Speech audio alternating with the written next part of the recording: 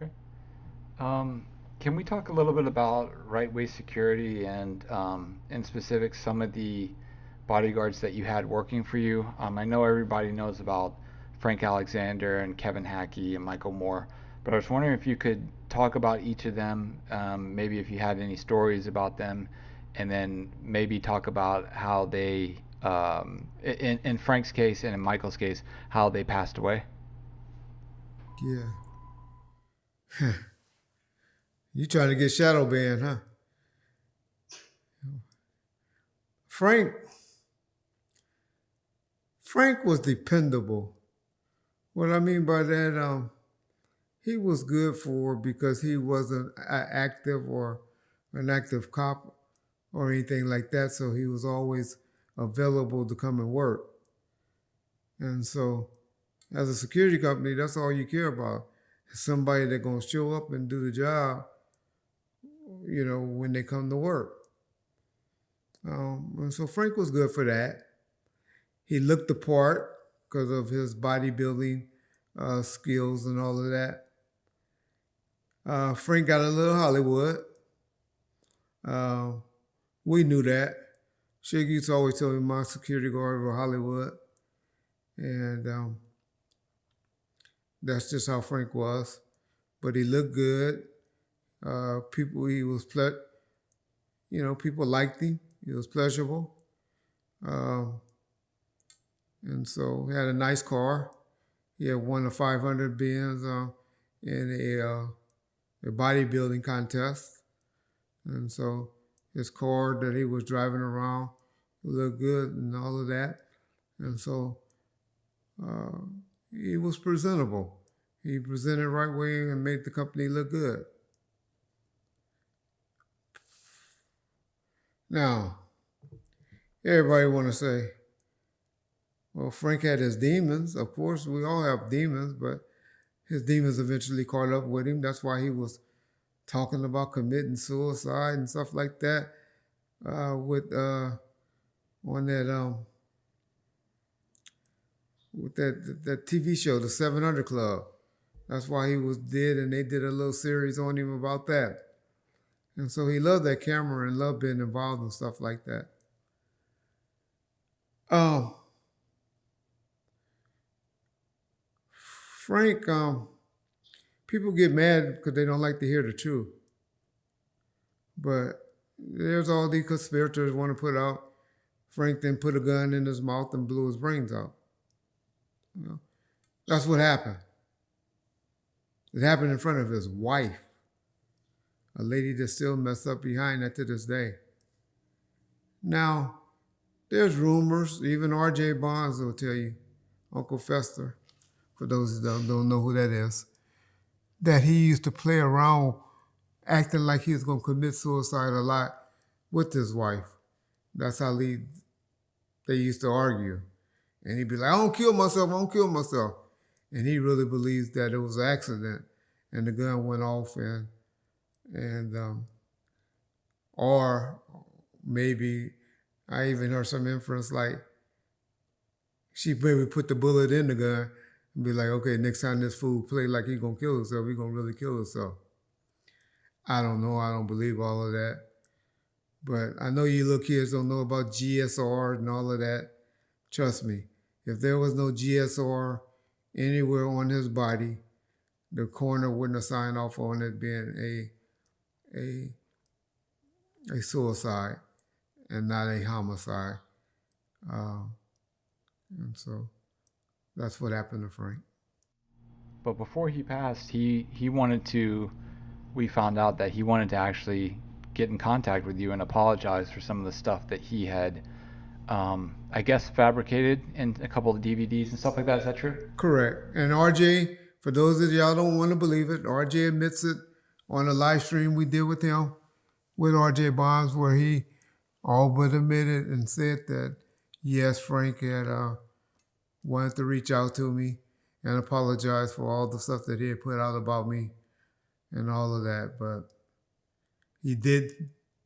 So that's why I still feel the way I feel about him. And if he probably would have, I probably wouldn't be speaking on him so negatively. But Hey, look what his own niece says about him now. Y'all go listen to the interview that he did over there, that she did over there at the Art of Dialogue.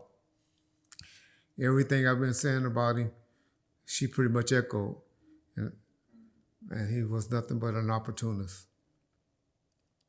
And that's Frank. Okay. What about Kevin Hackey? Kevin Hackey. Kevin Hackey just like to talk. He just like to shine, like to make some, like to know everything. I can make this happen. I can do this. That's just how Kevin Hackey is. But Kevin Hackey was one of those Pac loved because they were both paranoid. And they were, Kevin the type of guy that pull his gun and badge out, show him your badge, show him your, and Kevin was that type of dude that would pull their gun out, pull their badge out and all of that. Where, me, I'm like, wait a minute, hold on, let's talk about this. Where Kevin was the type that was flashy, looked good, dependable. Someone, he was trying to work off a case. So that's probably why he was doing a lot of stuff that he was doing, because he was telling the FBI how he can be an informant for them to make this happen or that happen. But Kevin has since reached out to me. And me and Kevin to this day is okay. And I like Kevin. I was hurt and disappointed that he was co-signing all of that stuff with them. But he since apologized and said, Reggie, I found out all of that to be nonsense and wasn't true. And I'm sorry, bro. And I tell you, Kevin was the person that looked out for me the most than anyone while I was in prison. Kevin Hackey did. Yeah. Not belittling anything that any other people did, but Kevin was the most. Okay. And Michael Moore? Michael was my boy. That was my boy. I used to go jet skiing and ride skiing, and we used to hang out on days off or make time to go and play in Paris Lake and all of that. Because he had jet skis and I had a CD boat. And we used to go out there and just have a ball together. He got caught off into the hype of the DVD and the camera and the fame and all of that. But Michael ended up being a druggie. He lost his job with the fire department because he was hooked on prescription meds and medication. There's a live stream that we did with his wife, the one that was doing drugs and having a ball with him at the time. I forget her name, but it's a live stream. I'm sure we titled it something like Michael Moore, fiance or wife or something like that. And she pretty much said how they were just addicted to drugs and how they were on it tough. He OD'd. He OD'd from doing too much drugs and died from overdose.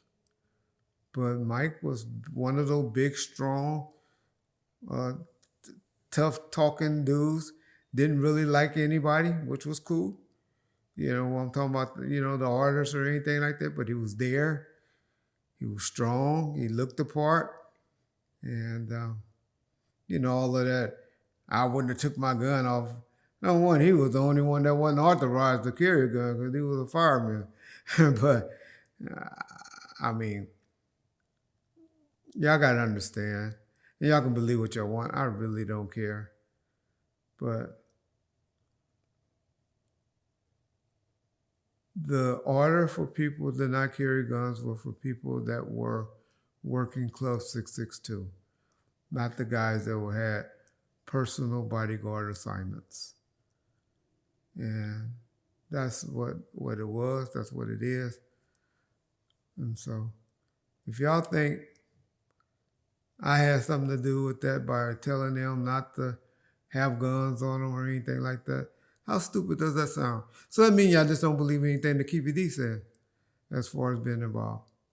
And so if you don't believe that, then there's really no words for us to say, because it's obvious. Keffe D and I ain't no friends. You don't talk about people that got shit hanging over there or your head like that on an open murder case. Keffe D is a crackhead, a nothing scum, bottom of the earth nigga to me. And for y'all to think that I'm cool with that nigga, then y'all idiots. And for y'all to be laughing and cheering him on, in my opinion, you's an idiot. This is a man that professes to being involved in the murder of somebody that y'all profess to love, meaning Tupac Shakur. And he walks around on different channels bragging about it, laughing at y'all about it. That's all I'm going to say.